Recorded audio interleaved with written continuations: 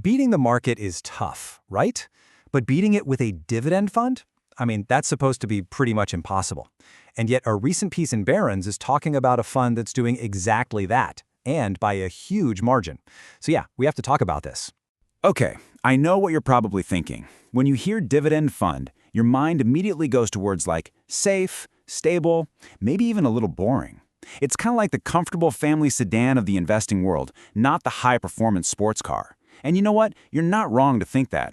For the longest time, the trade-off has been crystal clear. You get that nice, reliable income from dividends, but you give up the chance for the kind of wild growth you see in other corners of the market. The whole story has been about playing it safe, staying steady, but, let's be honest, usually lagging behind the big indexes. So just to make sure we're all on the same page here, a dividend fund is basically a big pool of money that invests in companies known for regularly paying out a slice of their profits to shareholders. It's a classic choice for people who want a steady income check and a little less drama in their portfolio. And this chart, well, it shows you that story perfectly. Let's take a huge popular dividend fund, the Vanguard Dividend Appreciation ETF, VIG. It's returned a totally respectable 12.3% a year for the last 3 years. Not bad. But then you look at the S&P 500, which did almost 17% over the same time. That's a pretty big gap. This is exactly the kind of underperformance we've all come to expect. But now, let's bring in the main character of our story today, a fund that is just tearing up that old playbook. It's the Capital Group Dividend Value Fund, and its ticker is CGDV. And here it is. Here's the number that makes you do a double take. Since it launched back in early 2022, this fund has delivered an average annual return of 22%. Whoa! That's not just beating other dividend funds, it's absolutely smoking the S&P 500. So this is the big question, isn't it? How on earth is a fund with dividend value right there in its name putting up numbers that look like they belong to some super aggressive tech fund? What's their secret? Well, the answer gets really interesting when you pop the hood and take a look at what this fund is actually buying, because I promise you it is not what you're expecting. Look at this, just look. The top 3 companies in this fund are Microsoft, Nvidia, and Broadcom. I mean, come on. These are the giants of the tech world, the absolute engines of the AI revolution. These are the definition of growth stocks. So what in the world are they doing as the top holdings in a dividend value fund? And hey, it's not just us scratching our heads. It's so unusual that the experts are pointing it out. An analyst over at Morningstar, Stephen Welch, said the fund's name is not super accurate, which is, a very polite analyst way of saying, what is going on here? This is not your grandma's dividend fund. All right, so let's dig into the playbook here. How do they get away with holding stocks like Nvidia and still call themselves a dividend fund? Well, it all boils down to this really smart, really flexible strategy that kind of stretches the whole definition of dividend investing. Now, if you just read the official rules, it sounds super traditional. The fund's mandate is to build a portfolio of solid, dividend-paying stocks, and the average yield has to be 30% higher than the S&P 500's. Sounds simple enough, right?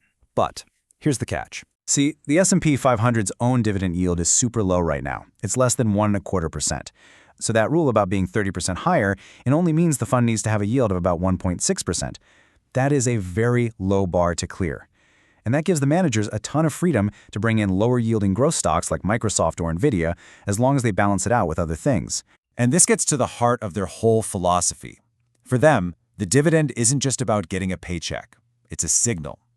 They believe that a company that can reliably pay a dividend, even a tiny one, has its act together financially. They use it as a quality filter, as a tool to find disciplined companies that might hold up better when the market gets shaky. And here's the other part of their secret sauce. They hunt for these market-leading companies. The ones with super strong brands in industries that are almost impossible for a new competitor to break into. And then they wait for those great companies that hit a rough patch, something they think is just a temporary problem. They see trouble as a buying opportunity. And you can see this strategy play out so clearly in some of their big investments. They bought Royal Caribbean back in 2022, betting that the whole pandemic shutdown was temporary and people were desperate to travel again. They bought Boeing when it was dealing with all sorts of bad headlines. And they even jumped on Nvidia this past spring during a quick little dip, seeing a chance to get the undisputed king of AI for a bit cheaper. The Broadcom buy is just a perfect example. When the fund started, they grabbed Broadcom when it was trading at a pretty reasonable 17 times its expected earnings. Fast forward to today, and it's trading at almost 39 times earnings. That's what it's all about, getting into a growth superstar at a value price and then riding it all the way up. So, what's the big lesson here?